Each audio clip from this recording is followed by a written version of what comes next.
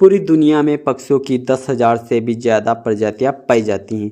सभी के वही दो पंजे, दो आंखें और एक गर्दन होती हैं।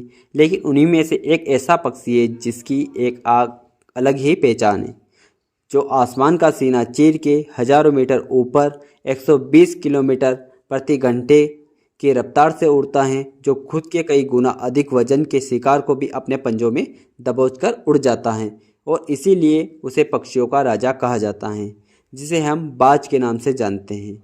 और एक बाज इतना ऊंचा मुकाम हासिल करता है अपनी ट्रेनिंग और अपनी पुनर्जन्म की वजह से। अगर आप भी इस दुनिया में एक मुकाम हासिल करना चाहते हैं तो एक बाज को बाज बनने का पूरा सफ़र आपको जानना ज़रूरी है, क्योंकि 25 से 30 की उम्र तक आने के बाद भी लोगों को रिस्क लेने से डर लगता है। लेकिन एक बाज के जीवन की शुरुआत ही रिस्क से होती है। जिसे उम्र में बाकी पक्षियों के बच्चे सिर्फ चींची करना सीखते हैं, उस उम्र में एक मादा बाज अपने बच्चों को पंजों में दबोचकर हजारों मीटर आसमान की ऊंचाइयों में उड़ जाती हैं, उसे ये बताने के लिए कि तेरा जन्म आसमान का सीना चीर के सबसे ऊपर उड़ने के लिए हुआ है। तेरा जन्म पक्षियों का बादशाह बनने के लिए हुआ है। जमीन से हजारों मीटर ऊपर ले जाकर मादा बाज अपने पंजों से उसे छोड़ देती हैं, और यहीं से शुरू होती है उसकी हाई रिस्क की ट्रेनिंग। वो चूजा जमीन की तरफ तेज़ी से गिरने लगता है। थोड़ा नीचे आता है तो उसके पंख खुलने लगते हैं। नीचे आते आते वह अपने पंख फड़फड़ाने लगता है, लेकिन वो अभी तक उड़ना नहीं सीखा है। वो ज़मीन से कुछ ही ऊपर होता है। ऐसा लगता है कि कुछ ही सेकंड में उसका जीवन समाप्त हो जाएगा। लेकिन अचानक एक पंजा उसे अपनी गिरफ्त में लेता है और वापस आसमान में उड़ जाता है। वो पंजा होता है उसकी माँ का, जो उसके पीछे उड़ रही थी। उसकी ये ट्रेनिंग तब तक चलती रहती है जब तक वह उड़ना नहीं सीख जाता है। इतनी हाई रिस्क की ट्रेनिंग होने के बाद इस दुनिया को एक बाज मिलता है। बारिश के वक्त जब सारे पक्षी आश्रय की तलाश करते हैं, तब यही बाज उसी बारिश में आसमान को चीरते हुए ऊपर निकल जाता है और बदल से कहता है, तू बरस ले कितना बरसेगा, तू बरस ले कितना बरसेगा। और फिर नीचे आकर चैलेंज करता है। एक बाज की उम्र लगभग 70 साल होती है।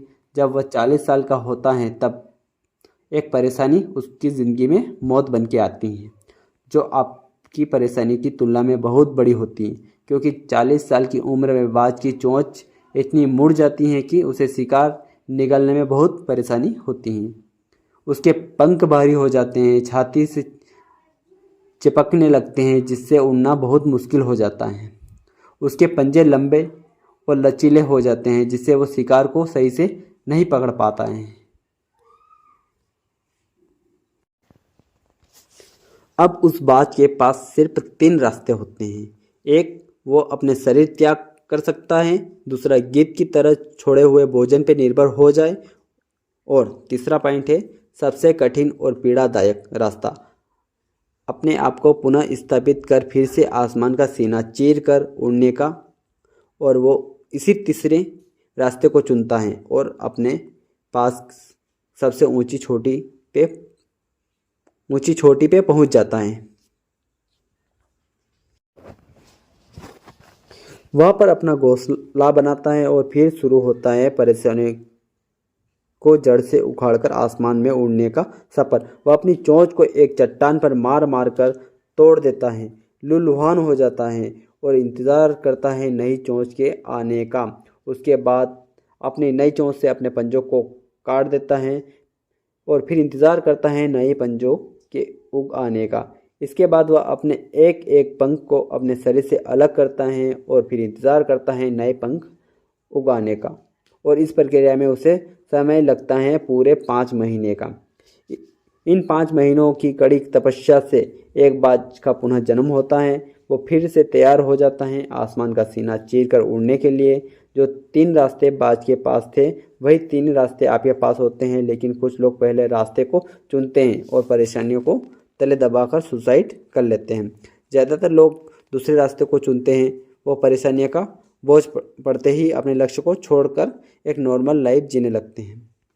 और कुछ वो लोग भी होते हैं जो इस परेशानियों को लात मारकर अपनी मेहनत के दम पर बाज की तरह आसमान की बुलंदियां छूते हैं। दोस्तों, बाज की यह ट्रेनिंग हमें बहुत बड़ी सीख देती है कि अगर रिस्क लेना पड़े तो लो, कि अपने फील्ड में अपने आप को इतना ट्रेन कर लो कि उस फील्ड में आपसे ऊपर उड़ने के बारे में सोचकर लोगों के पसीने छूट जाए, तभी आप अपने फील्ड के बादशाह कहलाओगे। कहानी अच्छी लगी हो तो चैनल को लाइक करें, सब्सक्राइब करें और शेयर करें।